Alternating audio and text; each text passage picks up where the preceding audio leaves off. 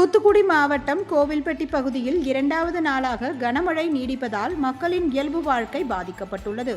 இருள் சூழ்ந்து காணப்படுவதால் வாகன ஓட்டிகள் விளக்குகளை ஒளிரவிட்டபடி சென்றனர்.